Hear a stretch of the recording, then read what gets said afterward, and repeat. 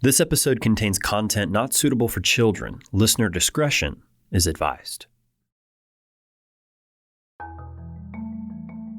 I pride myself on being a teacher who's very open about my sexuality. A drag queen for every school.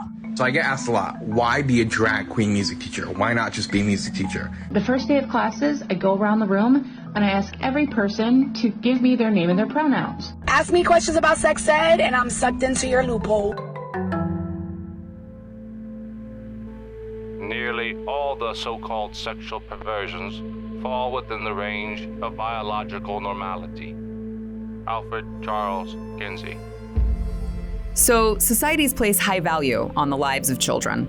Children are a promise for the future, a guarantee that your values, history, and traditions survive the test of time. But what happens when a society doesn't actually protect its children? Across Texas, activists are exposing children to things like queer sex education, pornographic books, and really sexualized drag shows. What happens when a generation of kids grows up with unlimited internet access and a really warped idea of sexuality, gender, and identity? I'm Sarah Gonzalez, I'm a Texas mom, and I'm sick of society preying on children. It's time to fight back. This is season 4 of Exposed, the War on Texas Kids. Do you know how easy it is to completely change your body with hormones?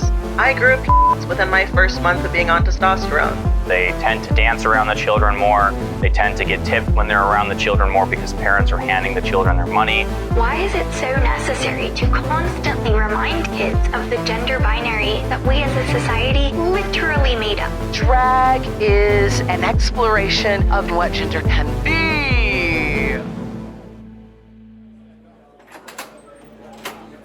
Indiana University, 1948. Professor Alfred Kinsey is about to publish a book that will forever alter America's view of gender and sexuality. I discovered that there is practically nothing known about human sexual behavior in comparison with what we knew about the sexual behavior. Although Kinsey champions his best-selling work as the unveiling of true, unrestrained human behavior, critics for decades to come will question his research methods and his eagerness to assign children sexual traits. So for over a year, Kinsey and his researchers gathered like 5,000 interviews asking Americans for details about their sex lives.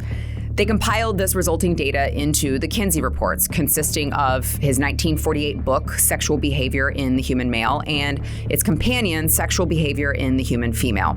Now, Kinsey insisted that his research represented the experiences of average Americans, and I'd say he shocked the country with his statistics, including a claim that 70% of American males had visited a prostitute at least once. Kinsey also created the heterosexual-homosexual rating scale, now known as the Kinsey Scale. The tool declared human sexuality fluid and insisted that sexual orientation operated on a scale from heterosexual to homosexual. But Kinsey's research didn't stop at documenting sexual activity between consenting adults. Now, one chapter of Kinsey's reports, entitled Early Sexual Growth and Activity, chronicled accounts of rape on victims as young as 2 months old. Now, although Kinsey claimed his research represented the average American, the report's source material included a highly disproportionate number of imprisoned sex offenders, prostitutes, and pedophiles. Kinsey viewed traditional morality as a cage that prevented people from tapping into their authentic identities, which, for Kinsey, included pedophilia, bestiality, and incest. Despite the intense backlash it received, Kinsey's work went on to influence countless other researchers, including New Zealand psychologist John Money, who coined the term gender fluidity. Money also embraced incest and described pedophilia as a love affair between an age-discrepant couple. For the next few decades, psychologists and university professors continued building on Kinsey and Money's theories, resulting in the sexual revolution.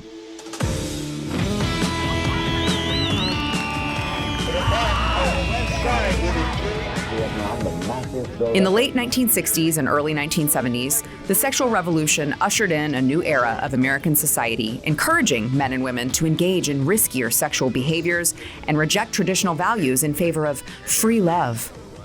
Now, this new outlook on sexuality led some to question other accepted social norms, fueling the gay rights movement in the 1970s and early 1980s.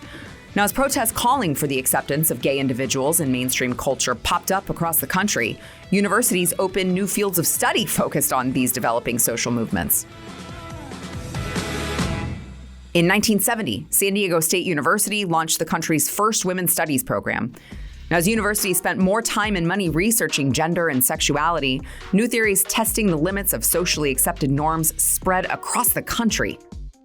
Expanding on the ideas of Kinsey, Money, and philosopher Michel Foucault, academics in the 1990s developed queer theory.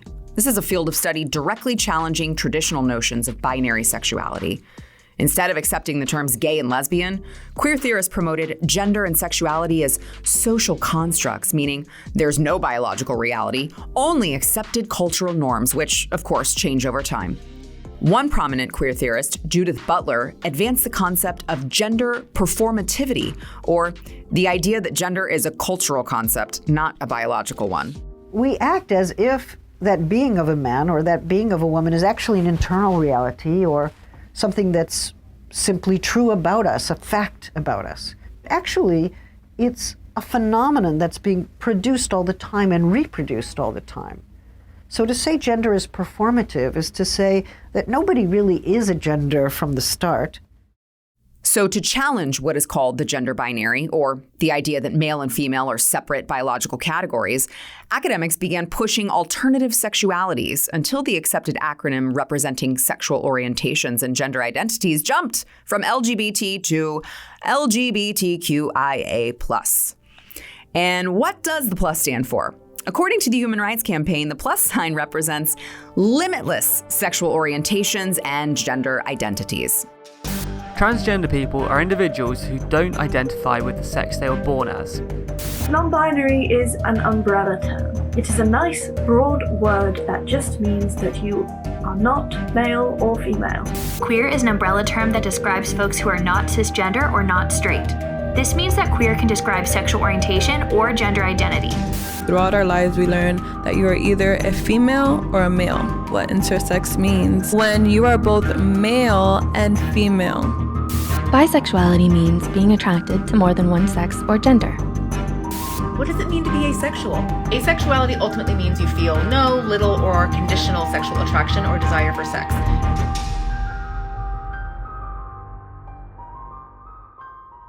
But how did this obscure academic theory enter mainstream culture? This is Tumblr. It's a streaming scrapbook of text, photos, videos, and audio clips. You could say it's a cross between a blog and a Twitter feed. To me, Tumblr is very much about creative expression and sort of limitless creative expression. You can share anything.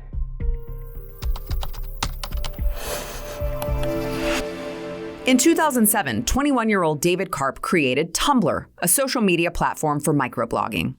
Now, if you've been on social media at all in the past 10 years, you've probably seen a Tumblr post. Thousands of short, funny text posts from the site have been traded across the internet, but they're not Tumblr's only legacy. Tumblr quickly became a hub for college-age students who brought the teachings of queer theory with them. Around 2010, queer and feminist groups from the decaying blog site LiveJournal migrated over to Tumblr, and because of Tumblr's tendency to throw a grab bag of content on users' homepages, their version of progressive politics soon integrated with the site's other content, creating a social justice culture. Ultimately, even users who visited the site just to talk about their favorite TV shows inevitably encountered radical ideologies. Back in 2011, from January to June, the number of blogs on Tumblr skyrocketed from 7 million to 21 million. Data showed that over half of these users on the site were under 25 years old.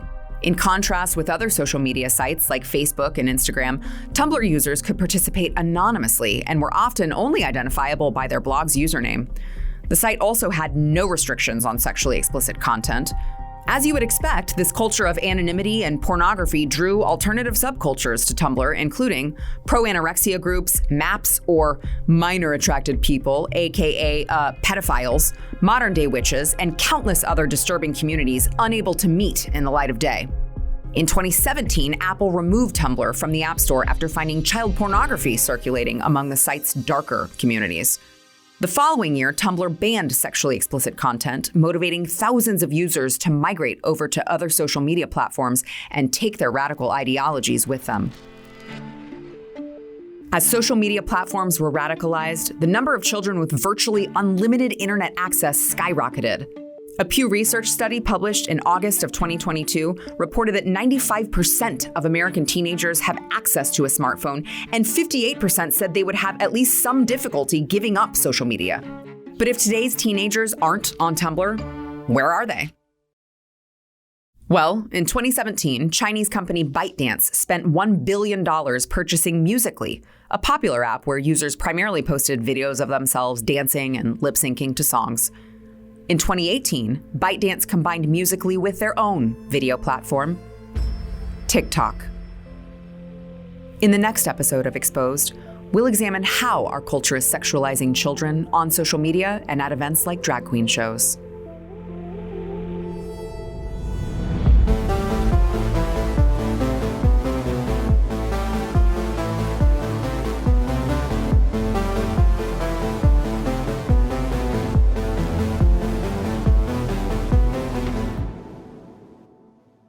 Exposed is a production of Texas Scorecard.